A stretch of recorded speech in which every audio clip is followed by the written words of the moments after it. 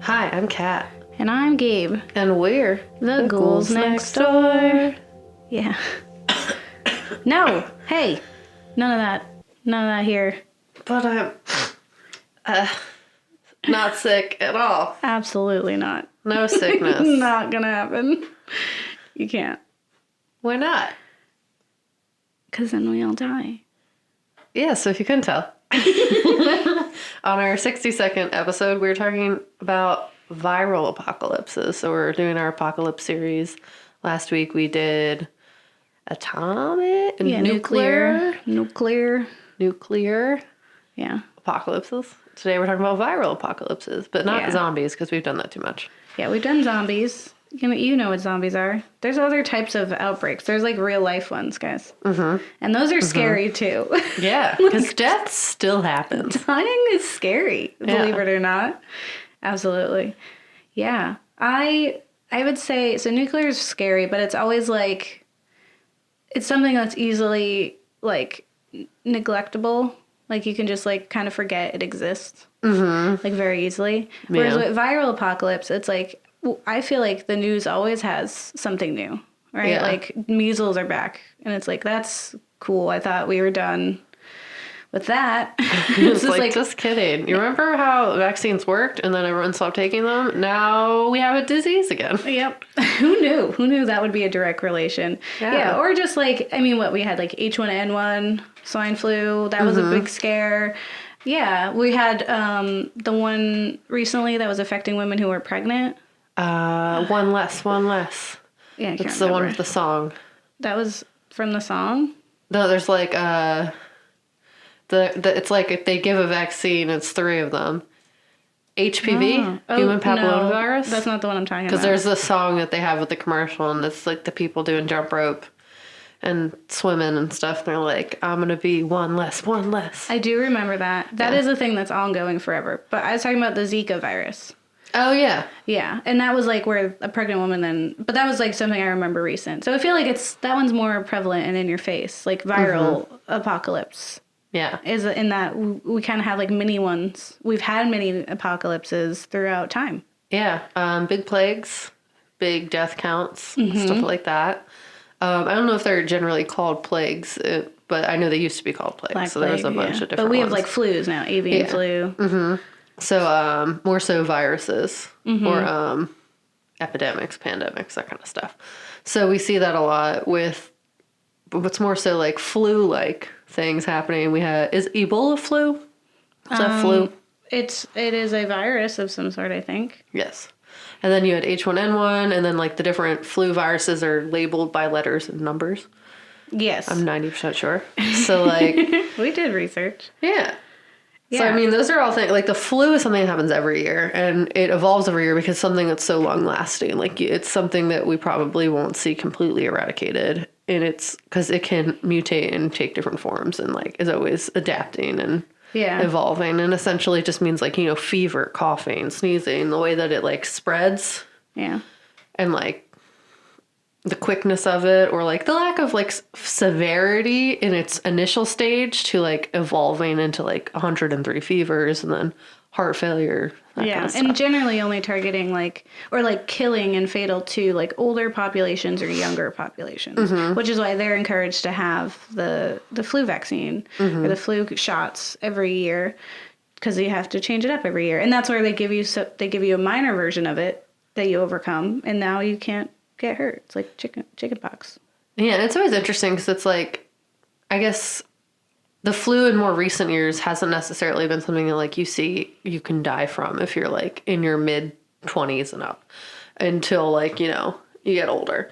So like I've never seen the flu as something that's terrifying. Yeah. Where it's like it is sometimes to certain populations or like age brackets. But I've never considered something like, oh, if I get the flu, I'm just sick. Yeah. Where it's like maybe we should be taking it a little more seriously because you can die from the flu. And that's what we're going to explore today. We're going to tell you what happens when there are flus and viruses out there that can be deadly, what kind of actions are taken by the government and the people who are controlling that versus what actions should you be taking, because that's what we do. Yeah, and I mean, it's just something that could definitely happen because viruses are real. Bioterrorism, real.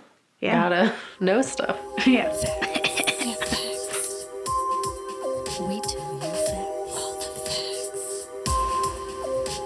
Hear facts. Still facts. About that spooky stuff. Yeah, spooky stuff. Yeah, so viruses and epidemics and pandemics, which is interesting because both you and I play two games that are very similar, and they are different only in that their names are different, but they operate the same. Like, you played Plague Inc., and I played Pandemic. Yeah. Which is also a board game, too. And I've played Plague Inc. recently, so I've refreshed my brain on how scary it is. And definitely doing research for this, I look back and I'm like, this is like in the game, but real. Yeah. Yeah. That's how when we go over the movies that we're going to do, that's how I felt watching Contagion. I was like, this is what's happening in the game, but for the people I'm affecting because I'm a bad guy. Yeah. And it's like more scary that way. It's like, it makes you kind of like, because it just seems very abstract when you're just this virus that's infecting people. And you're like, yeah, we're going to make the symptoms real low at the beginning so it spreads to more people and then we'll up them. Yeah. And it's like, oh, no, that stinks. Because real life. Yeah, it's like you see people die. It's awful. Yeah. And so in watching viral outbreak media, we have noticed a theme that the media reinforces. There is a distrust for the government that happens. You see that in zombie movies. You see that in just plague movies, all kinds. It's essentially a distrust of the government and like the power that they're holding over this population who has no idea what's going on, right?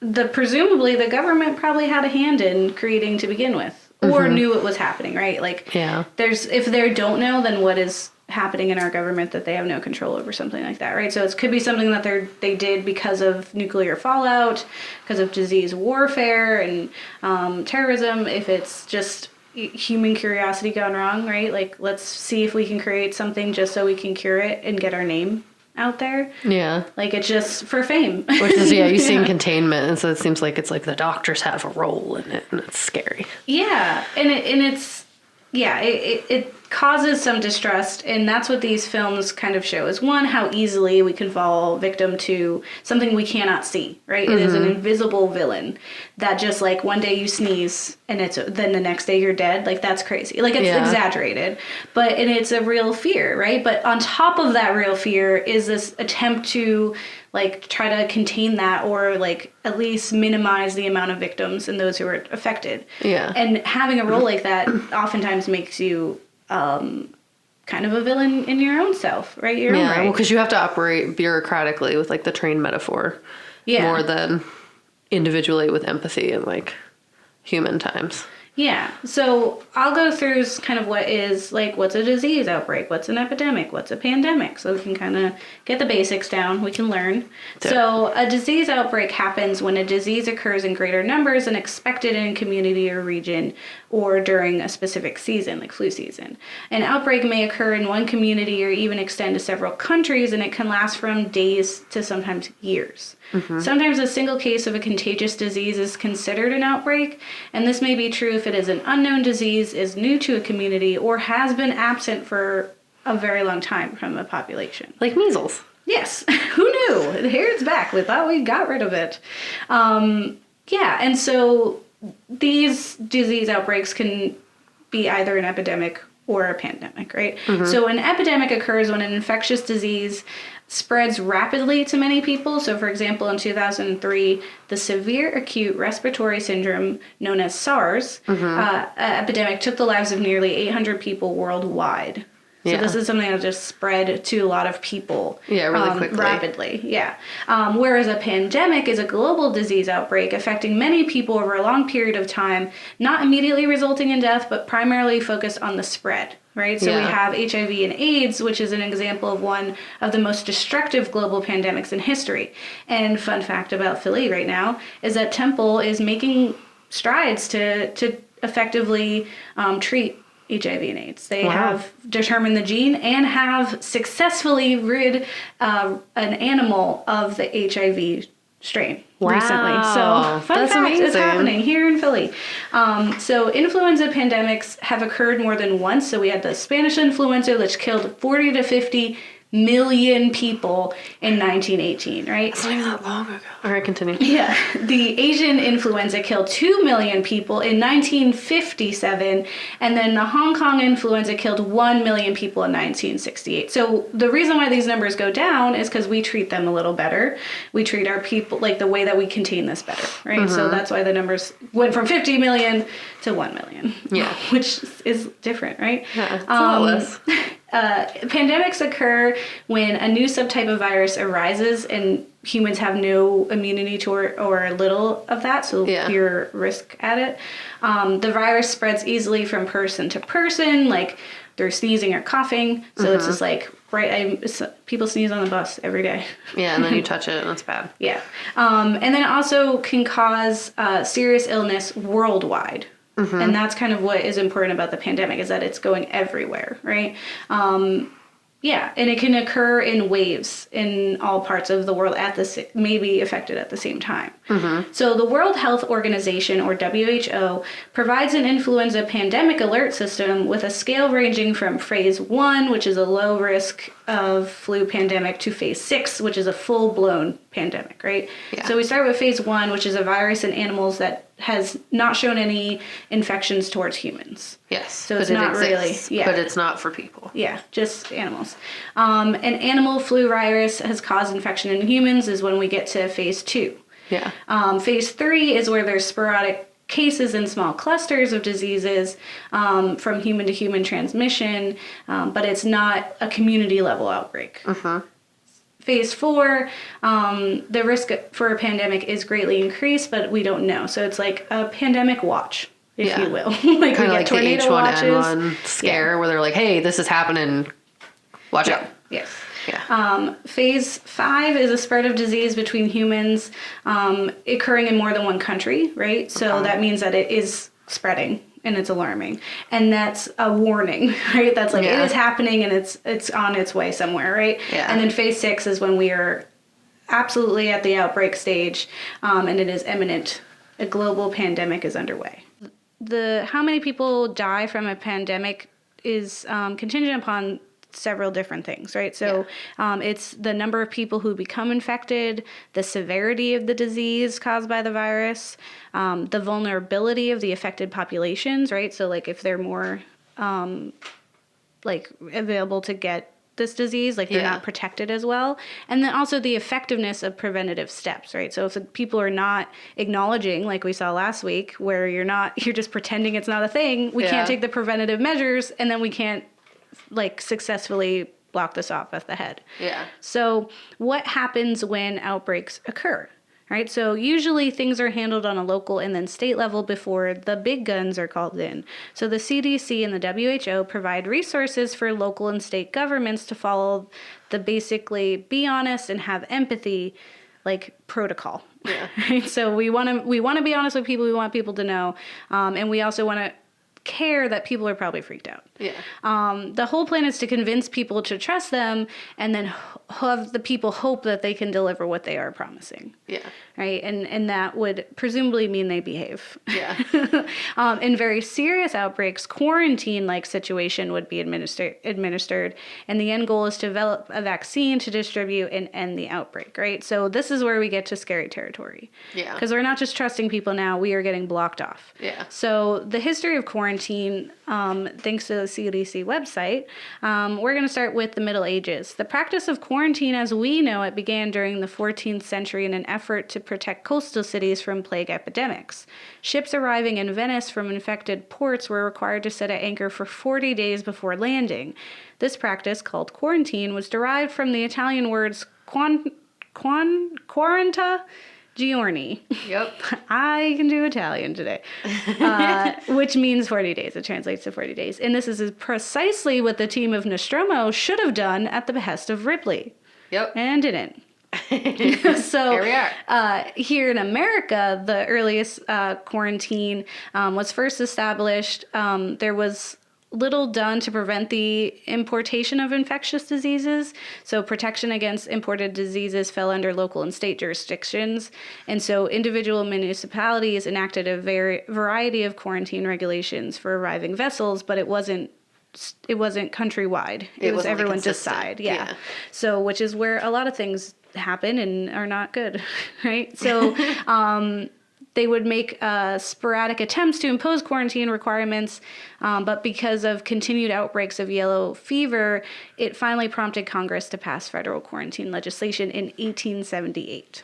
Yeah, and it makes sense that they did that. We actually, when I was in middle school, I read a book called Fever 1773 or something like that, and it was about the yellow fever, and it was really scary because it was like historical fiction, but it was really good. Yeah, but it puts it into perspective. Yeah. So this legislation, it wasn't conflicting with states' rights, but it did help so that we can have like a more unanimous quarantine procedure, right? So now the Division of Global Migration and Quarantine is part of the CDC's National Center for Emerging and Zoonotic Infectious Diseases. So fun. And is headquartered in Atlanta, which is why a lot of films and TV shows like Walking Dead and Containment is in Atlanta. So quarantine stations are located in Anchorage, Atlanta, Boston, Chicago, Dallas, Detroit, El Paso, Honolulu, Houston, Los Angeles, Miami, Minneapolis, New York, Newark, Philadelphia, San Diego, San Francisco, San Juan, Seattle, and Washington, D.C. So we got a lot of resources. And it seems like it's mostly where like big airports are ports, like water ports, like for importing. Exactly. Like where there's a large population. Yeah. Under the delegated authority, the Division of Global Migration and Quarantine is empowered to detain, medically examine, or conditionally release individuals and wildlife suspected of carrying a communicable disease, which is what they did in the nuclear situation as well, right? So the diseases historically that have caused us to have quarantines have been cholera, diphtheria, infectious tuberculosis, the plague, smallpox, yellow fever, viral hemorrhagic fevers, such as Marburg, Ebola, and Congo Crimean, and SARS. So historically, we have had to have quarantines. Yeah. But now we have vaccines. Yeah. And they are important. So it's important to know where they came from. So Edward Jenner, who was an English country doctor from Gloucestershire. No, Gloucester. Gloucestershire. Gloucester. From Gloucester. Shire. Nope, Gloucester. Whatever. Administered the world's first vaccination as a preventative treatment for smallpox, a disease that had killed millions before that, right?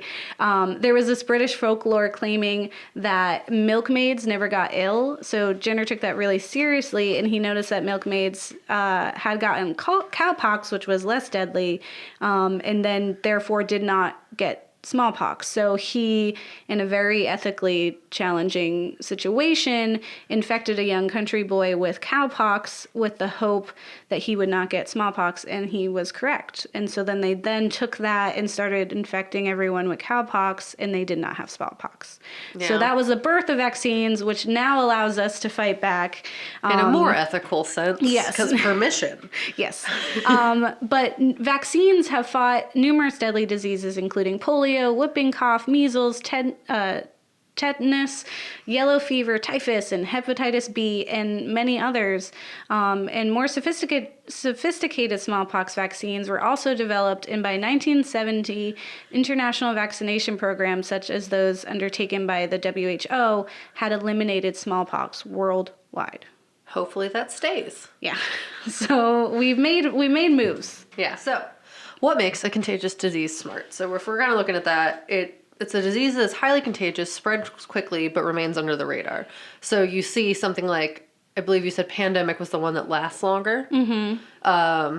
Hopefully. Yes. Hopefully that's correct. So the one that lasts longer is a smarter disease. The one that affects maybe globally, but is real quick and then kills most of its hosts so that it doesn't continuously spread is honestly, like, in most, like, CDC regulations, considered a dumb disease. It's not worth dying over. Yeah. So if you're trying to fix this, it really sucks if you go in and then you die from that because you're just like, this wasn't even a good one. Yeah. This is a dumb one that goes in and kills and gets out. Yeah. I want one that's, like, tricky I gotta solve a mystery. I wanted to work for it. I got my string and safety pins on the wall. Yeah, I'm connecting we're dots. figuring it out. It's a mystery. We're it's fun. dissecting the Legionnaire's disease in the Divine Lorraine. And one thing that's like really funny about what the CDC does is that it is a lot like that because they have to track where the source is. So they have to find patient 0. Yeah. So they have to go through all the steps of like who was infected first and then like try to trace it back so that they can contain the illness. Yeah. So ways infectious disease spread that'll make everyone's skin crawl and you're gonna feel super gross. Go wash your hands. Like go wash your hands right now. So there's a few different ways they can spread. So you have airborne spread, which is obvious, you know, through the air, through droplets, kind of if it's not filtered out through air filters. So airlines who have improved air filters will decrease the spread of airborne diseases, which is what you kind of see in the Plague Inc. game. So there's like lots of like realistic things in there. Yeah.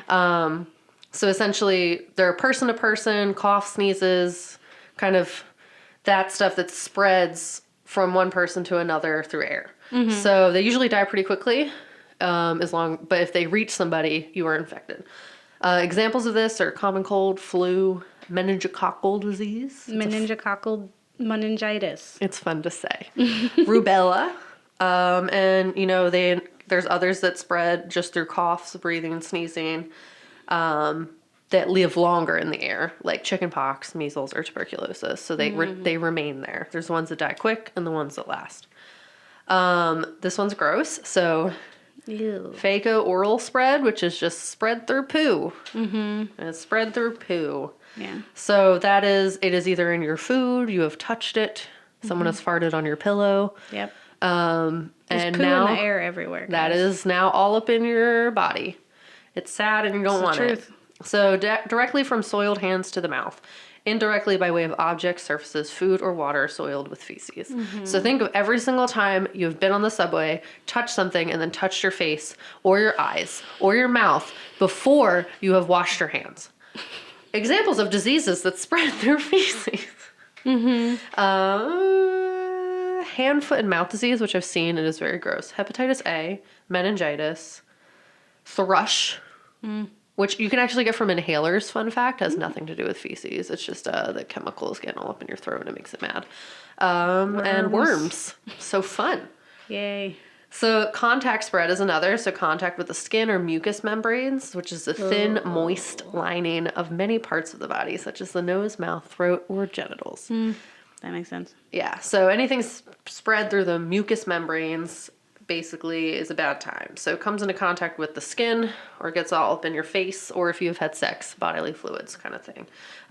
So examples, chickenpox, cold sores, hand, foot, and mouth again. A lot of them spread kind of similarly. If they have multifaceted ways of spreading, that means they're a smart disease. They spread quickly and they don't kill. If they evolve to kill, that's different, but that's long term. You're hoping that you're infecting someone who is not actively seeking medical care. So fluid spread, similar, but this is mostly through sex. So that's where you kind of have like HIV, AIDS, also hepatitis B, C, CMV, which is it spreads through saliva, breast milk, semen, and vaginal fluids, which is gross. And glandular fever. So there's also like other things you see, like herpes, stuff like that, things that are spread through sex and diseases. Yeah. That kind of are based on touch of mucous membranes and gross things like that. So don't touch my mucous membranes. Hands off. But you basically see like from animal to human, human to human. Yeah. Generally is how it spreads. It's like the movie Outbreak. Yes, exactly. Yeah. So what you want to do to slow the spread, first, wash your hands. Wash your hands, often with soap and water as much as possible. If theirs are not available, use alcohol-based hand cleaner or sanitizer. Yeah, you gotta sing this happy birthday song. After doing this, I kid you not, I've been so stressed just like doing everyday stuff. I'm like, I'm not touching that counter. I'm not touching that pole at the subway. Have I washed my hand 20 times since touching it? I don't know. I don't feel safe. Oh no. Avoid touching your mouth, nose, or eyes. So the average person touches their face incessantly all the time. Like they don't even realize they're doing it. And that's how diseases spread. Yeah. I touch my face all the time. You have touched patient 0. And now you are dying. So That's cool. I'm not trying to create touch OCD people. problems, but I'm just saying it's like really easy because you touch your face so much and your mucous membranes are all out there, just ready to be infected. So when you cough or sneeze, cover your mouth with a tissue or like the dab. Sneeze. The dab sneeze. Avoid crowded spaces as much as you can where like you're touching people and you don't want to be. Yeah. And depending on the seriousness of like a disease spread, you want to consider wearing a face mask because that's like honestly the best way to keep your insides safe. That's what they did with SARS a lot of the time. So if you have become infected with a disease, you want to stay home and away from other people while you're contagious. So essentially what the people from that show, the movie that we watched that we were really mad about during sex happened. Yeah. Where he's just like, don't go around other people. It's like, that's basically, unfortunately, since it's state and local level driven quarantine, it's a case by case basis. Yeah, they should have quarantined her. Yeah, and they didn't. And I feel like that happens more often than not, which is terrifying. But what you're instructed to do is to go to somewhere and stay isolated. If you can go to a hospital, do that so that they can make that call. Don't just go to a doctor. It's actually probably cheaper long term. Just go to a hospital. Wear a face mask if you must go to a crowded place so that you're not infecting other people. And if possible, have only one person take care of you, not a bunch. Yeah. And don't have it be Typhoid Mary. Asymptomatic carriers exist. But yeah, if you're already sick, you just kind of gotta stay isolated. Outside of that, the things you can do is just plan ahead if there's a big mass spread invasion, like you would for nuclear apocalypse. Have water, canned goods, stuff like that. Try to stay inside. Try to not expose yourself to others. Yeah. That's all I got. Don't burden society with your illness. If there's a vaccine, take it. Yeah. Don't be Typhoid Mary and try to save people and everyone dies and you're like, can't be me? No. Go airplane rules. Save yourself, then try to save others. Yeah. That's good. That's a good one. Yeah, films. We watched some films. Now let's talk about those films. And all that spooky stuff. And all that spooky stuff.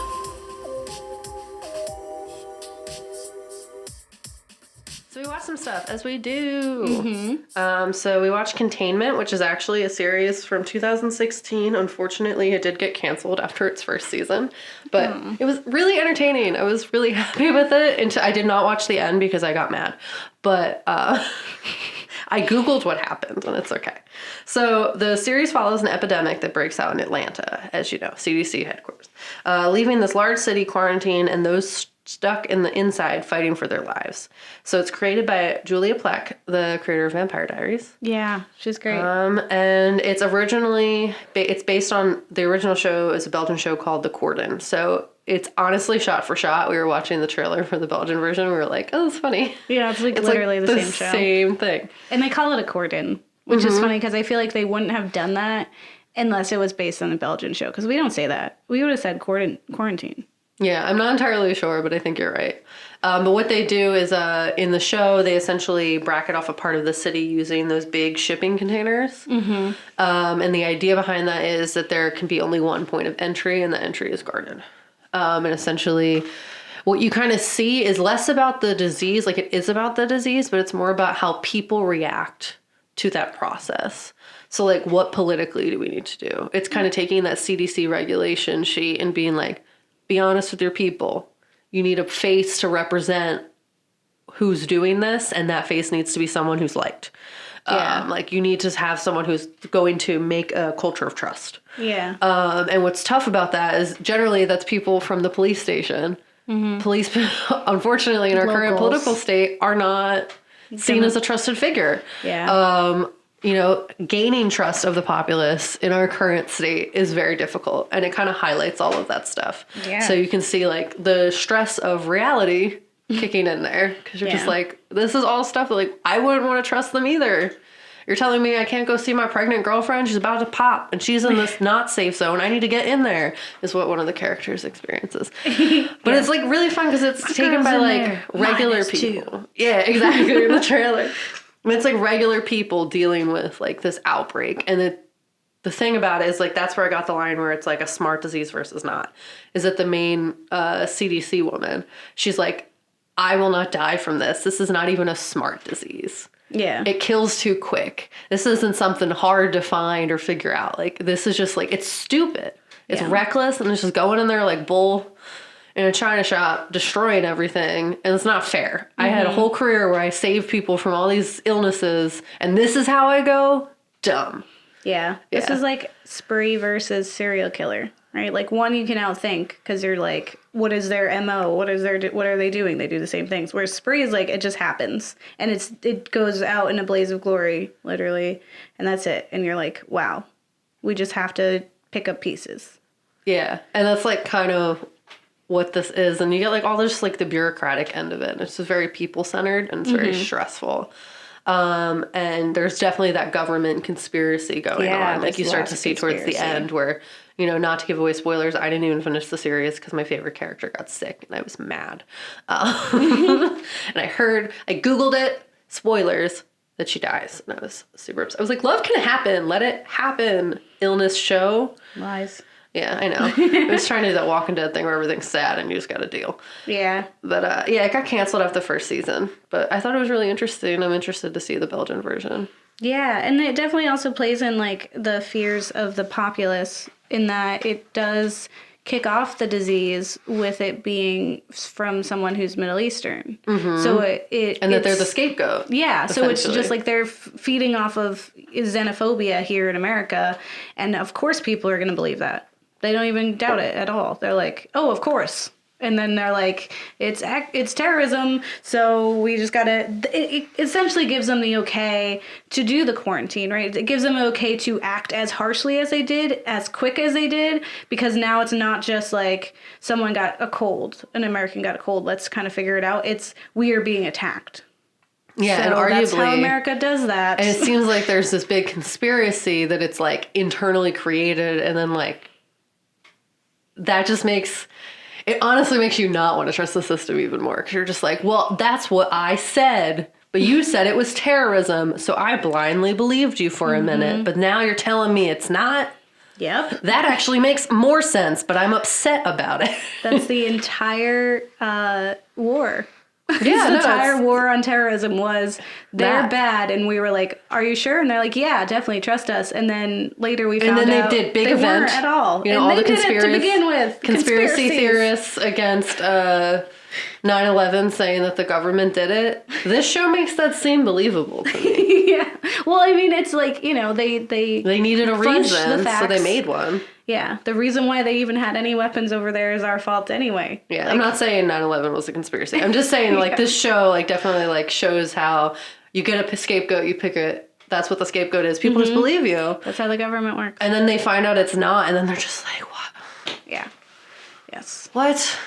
Yeah. And it was scary. And, like, people die really quickly. It was, like, a really stressful it's really show. Sad. It's also, it's very much about people and, like, your family and, you know, losing people in that way, which is... pretty great. Whereas the other film, so we watched a film. So we watched Contagion from 2011, which is arguably more of a suspense and drama than it is a horror. But given its topic, I feel like it is a horror. And it's in the right of like the fact that people are dying as drastically as they did. Yeah. So Contagion is about healthcare professionals, government officials, and everyday people who find themselves in the midst of a worldwide epidemic as the CDC works to find a cure. So this is literally like those two games that we played, but on the ground. Like we are seeing the different kinds of organizations and then just run-of-the-mill people dealing with these issues. So we have what is it, Matt Damon, who is who's a dad who's immune and is just dealing with the fact that like his daughter might be at risk for getting this. We're seeing people in the CDC trying to protect people and putting in those implementation of these procedures and then dying.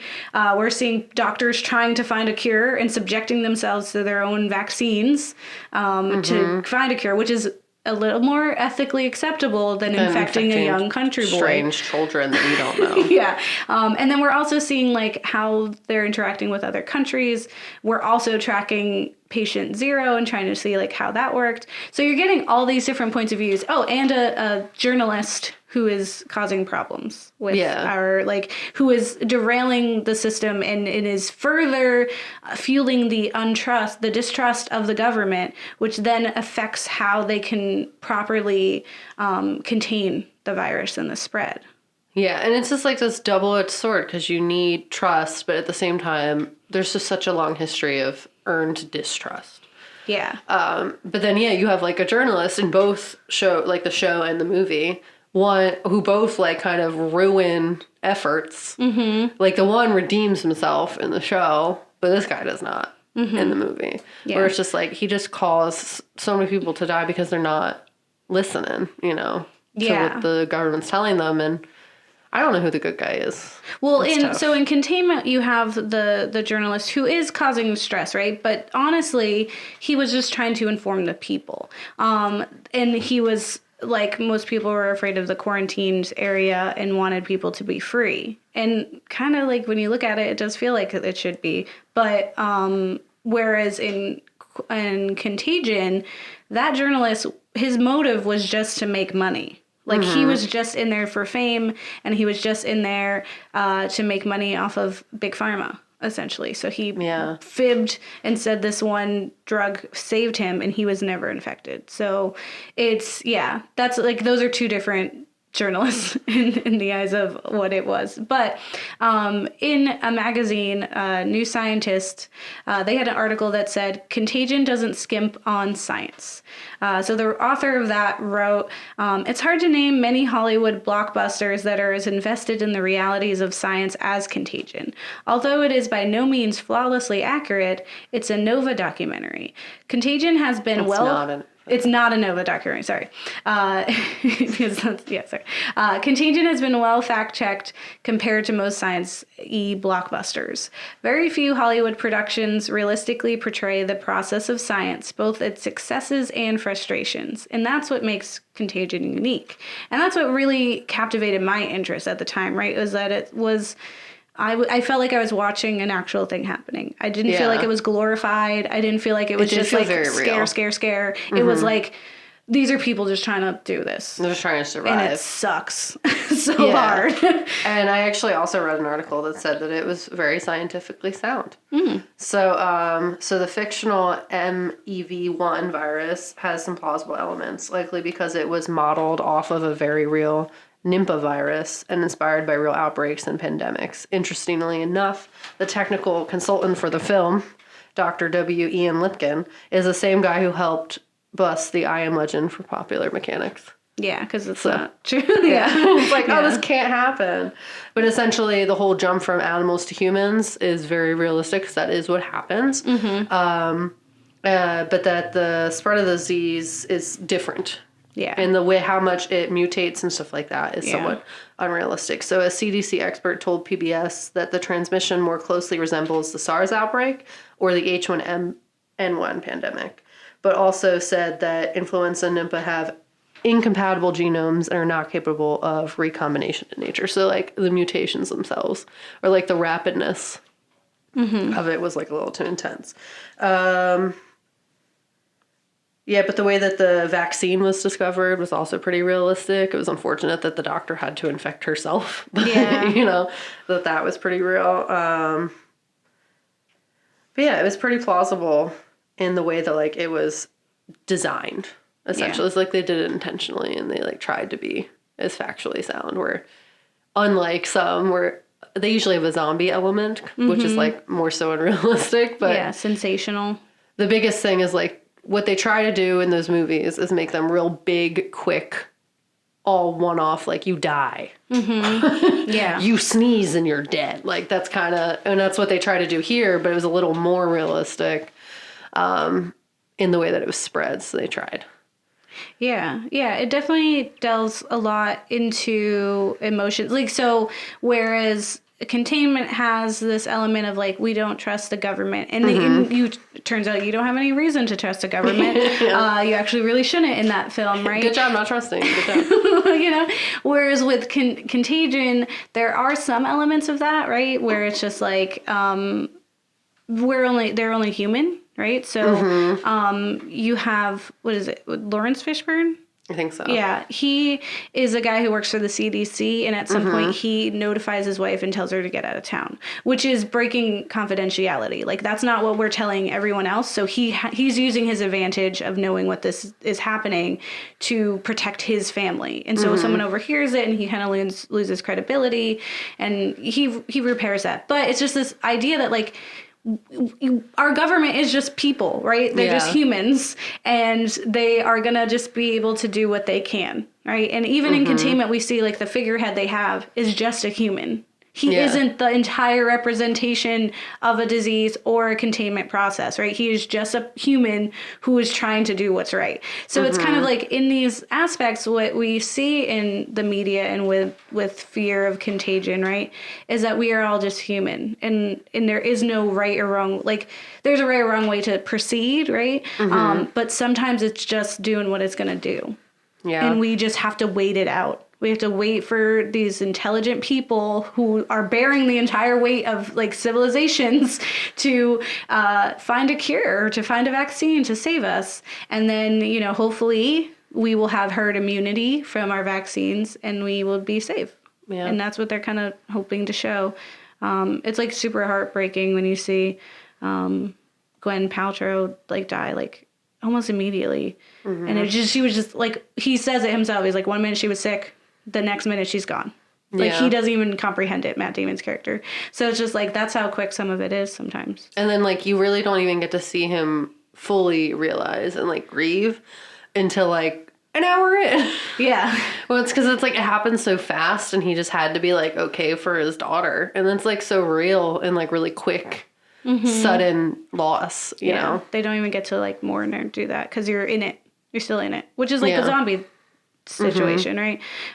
Which is, like, zombies just like an extreme version of the realities of what we see, which is why we didn't want to specifically cover zombies this time. Yeah, and I mean, zombies, I'm not saying they can't happen. But it's more likely, if it were ever to happen in some light, more like a rage virus, similar to, like, 28 Days Later, where it's rabies-like in how it operates. Yeah, like quarantine.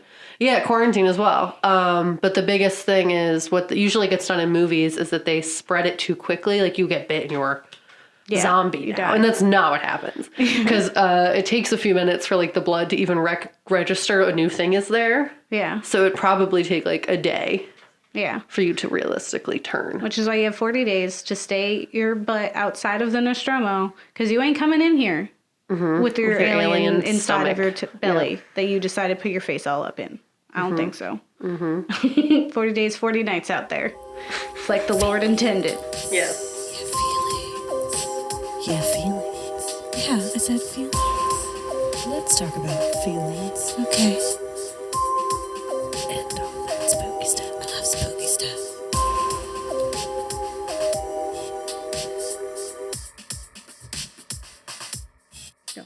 So if you like it, we're going to go by our journalists from our shows. So I realized we did not say their names until now, but you're welcome.